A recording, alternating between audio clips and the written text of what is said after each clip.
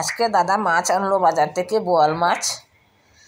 তো বোয়াল মাছটাকে ভালো করে ধুয়ে পরিষ্কার করে এখানে হলুদ লবণ দিয়ে মেখেছি। এইদিকে পেঁয়াজ আদা রসুন কেটে রেখেছি, আর হলুদ আর এই যে লবণ দিয়ে মাছটাকে ভালো করে মেখেছি। মেখে তারপর ভাজা করব মাছটাকে। তো দাদা খেতে খুব ভালোবাসে এবং মাছটাকে মেখে নিয়েছি। এই দেখো মাখছি মাছটাকে, একটু ভালো করে মাখতে হবে মাছটাকে।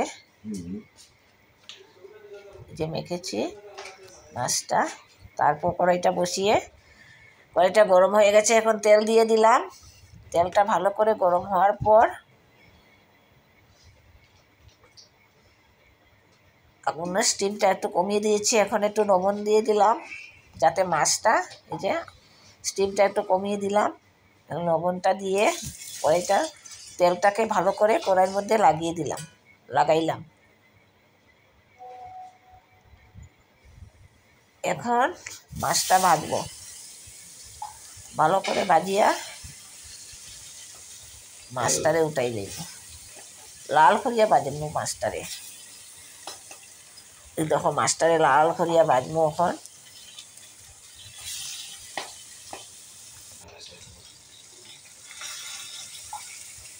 ওপাশ দুই পাশ ভালো করিয়া মাছটারে ভাজবো।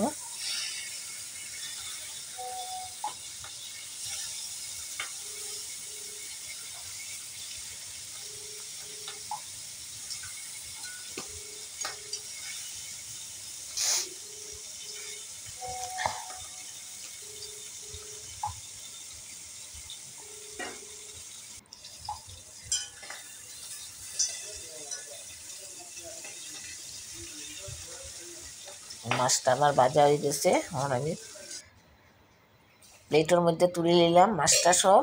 ওই যে মাছটা ভাজি লিছি, ভালো করে লাল করিয়া ভাজছি মাছটা। ওখানে এখানে আদা পেঁয়াজ রসুন কাটিয়া রাখছিলাম, এটা গ্রাইন্ডারও পেস্ট করে লিছি। পেস্ট করিয়া ওখানে কড়াইটার মধ্যে একটু তেল দিলাম। তেল দিয়া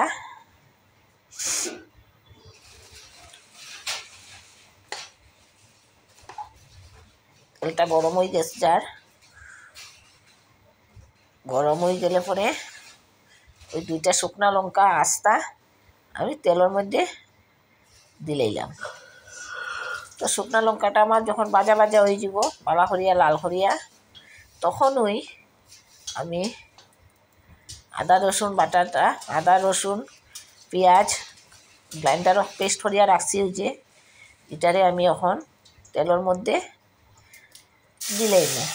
যারা যতটুকু আন্দাজ মতো সবে যেরকম রাঁধবো তারা তোমরা মতো আন্দাজ মতো দিও পেঁয়াজ রসুন আদা কাটিয়া। আমি আমার আন্দাজ মতো দিছি, আমার মাছ তো যতটুকু লাগে। ওখান পেঁয়াজ আদা রসুনটারে ভালো করিয়া আমি ভাজবো।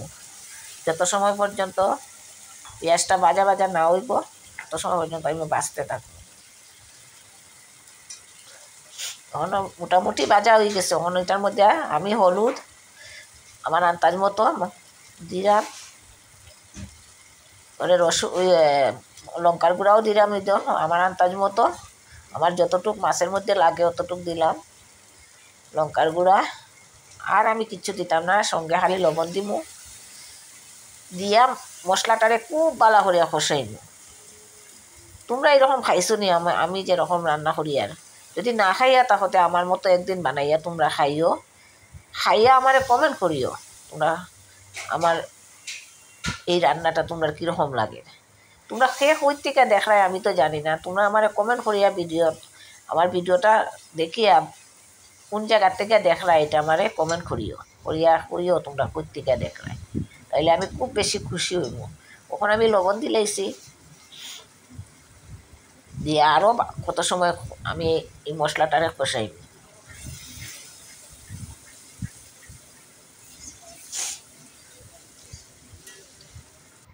যত সময় পর্যন্ত মশলার থেকে তেল না বাইরিব তত সময় পর্যন্ত আমি কষাইতে থাকবো।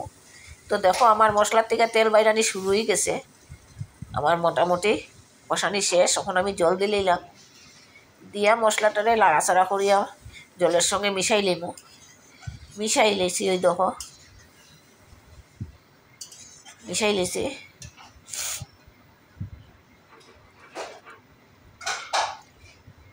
একটু জল দিলাম, একটু আমার জল লাগবে লেগে একটু জল দিছি। তখন আমার এই জলটা দেওয়ার পরে আমার যখন পলকা উঠছে তখন আমি ওই মাছটা দিলেইলাম। তো মোটামুটি আমার রান্না হওয়া শেষ হওয়ার পথে এখন এই মাছটা দিলেইছি, দিলেইলাম। ওই দেখো একটা একটা করে সবটি মাছ আমি দিলাম। একসঙ্গে দেওয়া যেত না, নাইলে মাছটা ভাঙি দিব। তো একটা একটা করে সব মাছটি আমি দিলাইছি ঝুলোর মধ্যে।